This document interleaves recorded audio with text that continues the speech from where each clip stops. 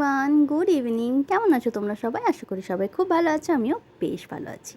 ব্লগটা অনেক দিনের পুরনো, ভেবেছিলাম তোমাদের সাথে কোনো না কোনো একদিন ঠিক শেয়ার করব। তাই চলো আজকে শেয়ার করে নিই। আমি গেছিলাম মাসির বাড়ি, তখন ডিজনিল্যান্ডে যাব বলে আমরা রেডি হয়েছিলাম। ওখানে একটা মেলার মতো বসেছে, তার নাম হলো ডিজনিল্যান্ড। ওইখানে আবার সুইজারল্যান্ড বানিয়েছে, ভাবা যায়। এত সুন্দর ডেকোরেশন করেছিল আর এত ঠান্ডা, চারিদিকে এসি লাগিয়ে দিয়েছিল, তাই জন্য। আর বরফগুলো দেখছো কি দারুণ। তো এই যে চলে এসেছি, বাইরে প্রচণ্ড বৃষ্টি পড়ছিল, তাই একটু লেট হয়েছে আসতে, প্রায় ওই 8টা সাড়ে 8টা মতো। তাও আমরা এসেছি, আমাদেরকে কেউ আটকাতে পারবে না।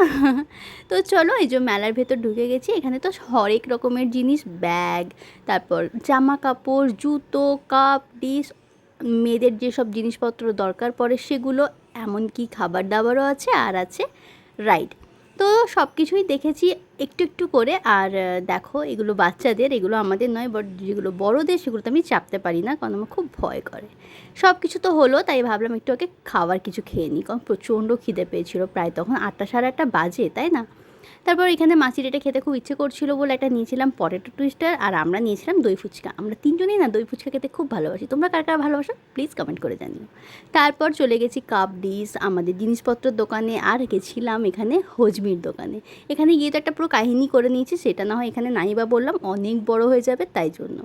তারপর কিছু কিছু টুকিটাকি জিনিস কিনে আর আমরা বেরিয়ে গেছি বাড়ির দিকে, কারণ অনেকটা রাত হচ্ছে। এই একটাই কারণ, জানো তো, আমাদের এখানেও খুব ভালো মেলা বসে, আর সেটাও তোমাদের সাথে শেয়ার করব। সেটা হয় শিবরাত্রির সময়, তাই জন্য। তাই আস্তে আস্তে এই যে বাড়ির দিকে রওনা দিয়েছে, আর বাড়িও পৌঁছে গেছি। আর আজকে ব্লগটা এখানেই এন্ড করছি, আবার দেখা হবে অন্য কোনো একটা ভিডিওর সাথে। আর হ্যাঁ, ভিডিওটা কেমন লাগলো কমেন্ট করে জানিও। আজকে মতন টাটা, বাই।